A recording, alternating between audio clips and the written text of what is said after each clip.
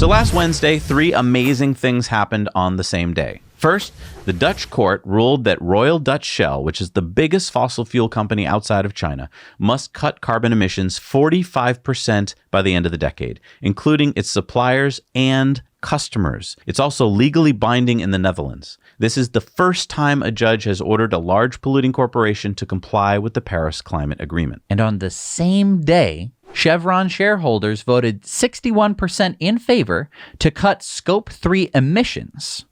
Scope 3 emissions? This is a dumb name that the oil industry came up with to cut emissions while not actually cutting the emissions from the oil products that they sold to be burned. So they'd say like, oh, we're cutting our emissions from us manufacturing oil, but not the oil that we're selling to people to burn in their cars and pollute the atmosphere. Gotcha.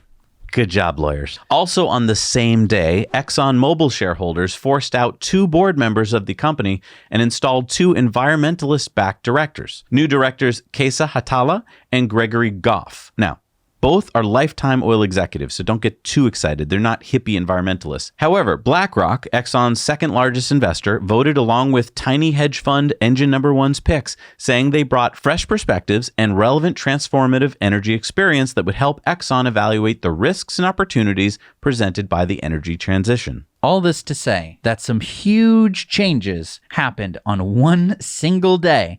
I think it's amazing that shareholders, because we usually talk about like lawmakers and the government, shareholders in an oil company forced out directors of that company, installed new directors who have their own agenda. Yeah. This is huge news. And the Chevron one, where they're basically actually going to hold the company to account. Why is this happening?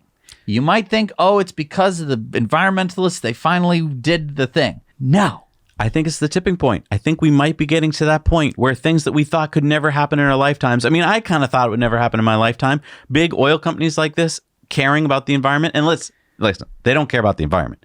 They care about profits. Yes. And their profits have been going down. In fact, Exxon had a huge loss last year. Now, of course, there was a pandemic, but they weren't particularly well suited for anything that's about to happen.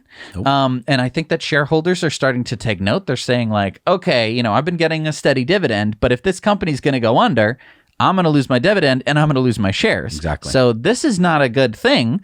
Transition. We need to transition. Oil companies are in the perfect place to transition to renewable energy. You might be saying, Justin, how is that possible?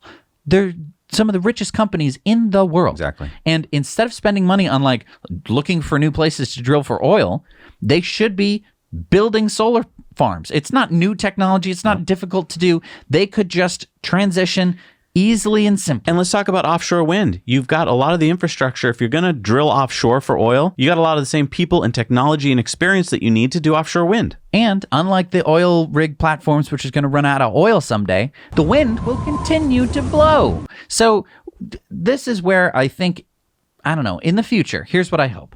I hope that companies like ExxonMobil are going to start to transition. But what I would like to have happen is for ExxonMobil to be laid to rest and the next generation of the company to happen. Now, I know this is a dumb symbolic thing, but what I would like to have happen is for the company and the shareholders and everything to say, today, ExxonMobil is no more. We have started a new company. New Coke. It's called a new company with a different name. And no, I agree. That would be symbolic. We have a new mission statement. Yep. And we're moving forward from this.